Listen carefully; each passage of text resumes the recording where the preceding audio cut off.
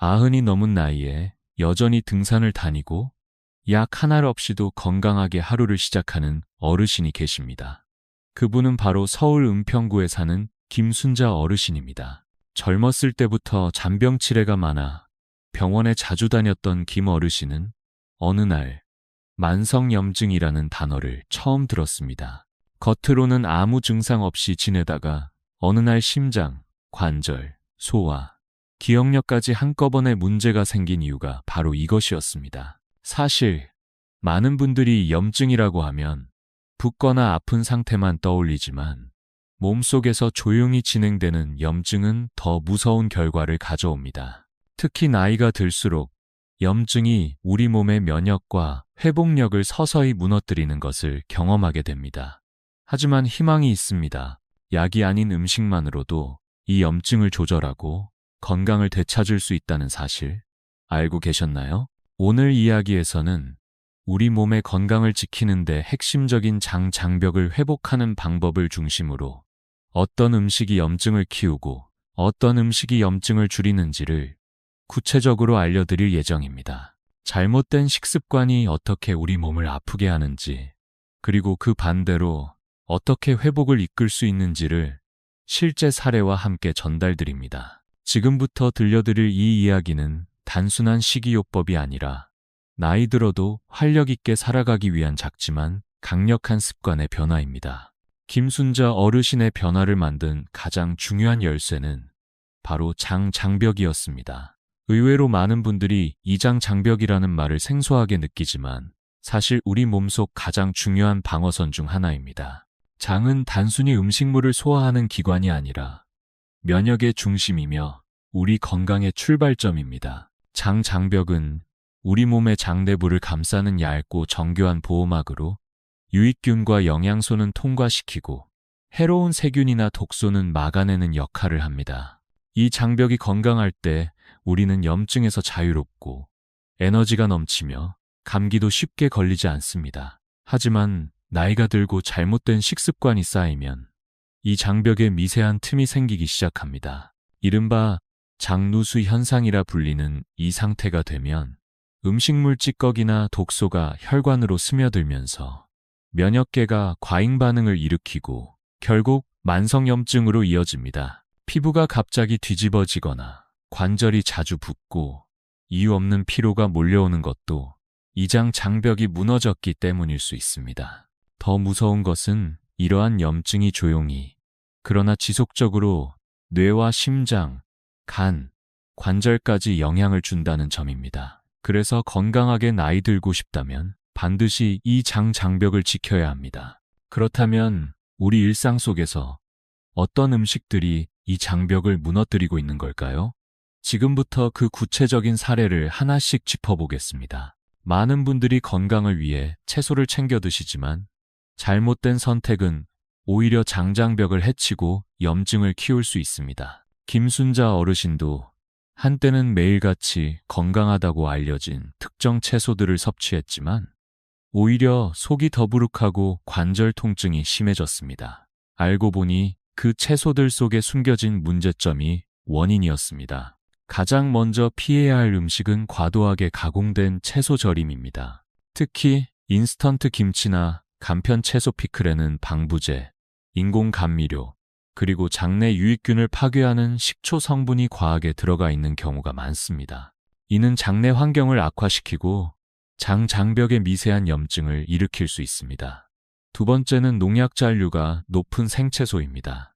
깨끗이 씻지 않은 상태에서 먹는 상추, 깨씹, 오이 등의 잔류 농약은 장내 유해균을 증가시키고 면역계를 자극하여 만성염증을 유발할 수 있습니다. 유기농 제품이나 안전세척법을 꼭 활용해야 하는 이유입니다. 세 번째는 과도한 생마늘과 생양파 섭취입니다. 이 두 가지는 강력한 항균 작용으로 알려져 있지만 빈속에 섭취할 경우 장점막을 자극해 장벽을 손상시킬 수 있습니다. 특히 위가 약한 어르신들에게는 부담이 큽니다. 네 번째는 튀긴 채소입니다. 가지튀김, 고구마 튀김 등은 건강에 좋다고 생각할 수 있지만 고온에서 변질된 기름과 밀가루 튀김옷은 장내 염증을 일으키는 주요 원인입니다. 김순자 어르신도 평소 좋아하시던 채소 튀김을 줄이고 나서 속이 편해졌다고 말했습니다. 이처럼 겉보기에는 건강해 보이는 채소들도 조리법이나 보관 방식에 따라 장 건강에 해를 끼칠 수 있습니다. 그렇다면 반대로 장 장벽을 회복시켜주는 채소들은 어떤 것일까요? 다음에서 이어집니다. 위에서 살펴본 바와 같이 장 장벽을 해치는 채소들이 있다면 반대로 꾸준히 섭취할수록 장을 회복시키고 몸의 염증을 줄여주는 채소들도 분명 존재합니다. 김순자 어르신 역시 식단을 바꾸기 시작하면서 이러한 채소들을 매일 조금씩 챙겨 드셨고 몇 달 만에 몸이 한결 가벼워졌다고 이야기합니다. 첫 번째 추천 채소는 삶은 브로콜리입니다. 브로콜리는 강력한 항산화 성분인 설포라판을 함유하고 있어 장내 유해균의 번식을 억제하고 장점막을 보호하는 데 도움을 줍니다. 특히 찌거나 가볍게 데쳐 먹으면 영양 손실 없이 소화도 잘 됩니다. 김 어르신은 매일 아침 따뜻한 브로콜리 한 줌을 소금 없이 드시는 습관을 들이면서 속이 편안해졌다고 말했습니다. 두 번째는 미소된장국에 들어가는 시금치입니다. 시금치는 철분과 엽산이 풍부할 뿐 아니라 식이섬유가 장의 연동운동을 도와 노폐물 배출을 원활하게 합니다. 특히 국물과 함께 섭취하면 장내 수분을 유지하는 데도 유익하다고 합니다. 겨울마다 배가 자주 더부룩하던 김 어르신은 된장국에 시금치를 추가한 이후로 화장실도 규칙적으로 가게 되었다고 합니다. 세 번째는 삶은 양배추입니다. 양배추는 위장 점막을 부드럽게 감싸주며 장 장벽을 구성하는 세포 회복에 필요한 글루타민을 자연스럽게 공급해줍니다. 다만 생으로 먹을 경우 소화에 부담이 될 수 있어 찜으로 부드럽게 익혀 먹는 것이 좋습니다. 양배추찜에 들기름을 살짝 뿌려 먹는 것도 어르신들이 쉽게 실천할 수 있는 방법입니다. 네 번째는 숙성된 무말랭이입니다. 젖산 발효가 잘 된 무말랭이는 장내 유익균을 증가시키고 섬유질이 풍부하여 장을 부드럽게 청소해줍니다. 다만 소금기가 너무 높지 않도록 싱겁게 무쳐 먹는 것이 중요합니다. 김순자 어르신은 집에서 직접 담근 무말랭이를 소량씩 반찬으로 먹으며 장 트러블이 확연히 줄었다고 전합니다. 이렇게 일상 속에서 쉽게 구할 수 있는 4가지 채소만으로도 장 장벽을 서서히 회복시키고 염증을 잠재울 수 있다는 것이 놀랍지 않습니까? 이제 중요한 것은 이 좋은 채소들을 언제, 어떻게 먹는가입니다. 다음에서는 어르신들에게 특히 중요한 식사 타이밍과 궁합에 대해 알아보겠습니다. 좋은 채소들을 선택하는 것만큼이나 중요한 것이 바로 언제 그리고 어떻게 먹느냐입니다. 김순자 어르신이 장 건강을 회복하게 된 또 다른 비결은 식사의 순서와 조합, 즉 식사 습관을 바꾸는 데 있었습니다. 단순히 좋은 것을 먹는 것보다 몸이 잘 받아들이는 방식으로 먹는 것이 훨씬 큰 변화를 만들어낸 것이죠. 우선 어르신들에게 가장 권장되는 식사 방식은 식사 시작 전 따뜻한 채소 섭취입니다. 예를 들어 아침 공복에 따뜻하게 찐 브로콜리나 삶은 양배추를 먼저 먹고 난 뒤 밥이나 반찬을 먹으면 장 점막이 보호되고 혈당 상승도 완만해집니다. 이 순서 하나만 바꿔도 속이 훨씬 편안해졌다는 이야기를 김 어르신은 강조하셨습니다. 또한 채소와의 궁합도 중요합니다. 예를 들어 시금치와 미역은 철분과 칼슘 흡수를 방해할 수 있으니 함께 먹는 것보다는 하루 간격을 두는 것이 좋습니다. 반면 양배추와 된장은 장내 유익균 증식에 시너지 효과를 주기 때문에 함께 먹으면 훨씬 더 효과적입니다. 특히 주의할 점은 너무 차갑거나 생으로 먹는 습관입니다. 노년기에는 소화 능력이 약해지기 때문에 찬 나물이나 생채소보다는 따뜻하게 익혀서 먹는 것이 장벽 보호에 더 좋습니다. 김 어르신도 한때 냉장고에서 꺼낸 채소 샐러드를 자주 드셨지만 그 습관을 끊고 나서 속쓰림이 현저히 줄었다고 말합니다. 이처럼 사소해 보이는 식사 순서와 조합, 조리 방식이 장 건강을 지키는 핵심이 될 수 있습니다. 그러나 건강한 장을 회복하기 위해서는 식사뿐 아니라 일상 속 습관들도 함께 돌아볼 필요가 있습니다. 다음에서는 김순자 어르신이 실천한 생활 습관의 변화를 자세히 나눠드리겠습니다. 식습관의 변화를 통해 장 건강을 되찾은 김순자 어르신은 식사 외에도 일상에서 실천한 작은 변화들이 큰 도움이 되었다고 말합니다. 아무리 좋은 음식을 먹더라도 생활 습관이 따라주지 않으면 효과는 반감되기 마련입니다. 그래서 이번에는 어르신이 꾸준히 실천한 5가지 일상 습관에 대해 말씀드리려 합니다. 첫 번째는 식후 10분 가벼운 걷기입니다. 식사 후 소파에 앉아 TV를 보는 것이 익숙한 분들이 많지만 김 어르신은 집 주변을 천천히 한 바퀴 도는 습관을 들이셨습니다. 20분의 걷기만으로도 장의 연동 운동이 촉진되어 소화가 잘 되고 배변도 훨씬 수월해졌다고 합니다. 두 번째는 따뜻한 물 자주 마시기입니다. 특히 아침 기상 직후 공복에 따뜻한 보리차 한 잔은 장을 깨우고 장내 점막을 촉촉하게 유지해주는 데 도움이 됩니다. 찬물을 마시면 오히려 장 활동이 위축되어 변비나 복부 팽만을 유발할 수 있습니다. 세 번째는 잠들기 전 스마트폰 대신 복식 호흡입니다. 밤에 스마트폰을 보다 보면 교감신경이 자극돼 장의 회복 능력이 떨어질 수 있습니다. 김 어르신은 잠들기 전 조용한 음악을 틀어놓고 배를 부풀렸다가 천천히 내쉬는 복식 호흡을 3분간 반복하면서 깊은 잠에 들 수 있었다고 합니다. 네 번째는 좌욕이나 따뜻한 족욕입니다. 몸이 따뜻해지면 장도 이완되고 혈액순환이 원활해져 염증이 줄어듭니다. 특히 겨울철에는 따뜻한 물에 발을 담그는 것만으로도 장 기능이 활발해질 수 있다고 어르신은 강조하셨습니다. 다섯 번째는 규칙적인 수면 시간입니다. 김순자 어르신은 매일 저녁 9시 30분이면 무조건 불을 끄고 아침 6시에 일어나는 루틴을 유지하셨습니다. 일정한 수면 습관은 장내 리듬을 회복시키는 데 큰 역할을 합니다. 실제로 밤늦게까지 깨어있던 시절보다 아침 기상 후 속이 훨씬 편하다는 것을 몸소 느끼셨다고 합니다.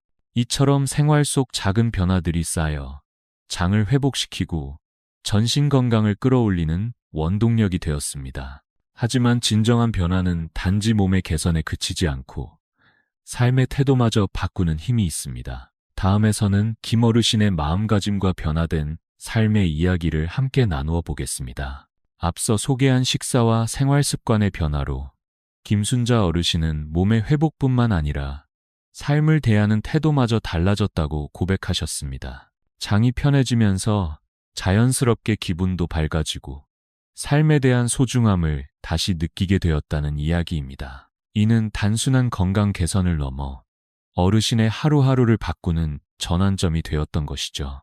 예전에는 아침에 일어나기조차 버겁고 하루 종일 배가 더부룩하고 기운이 없어 집안일을 미루기 일쑤였던 김 어르신.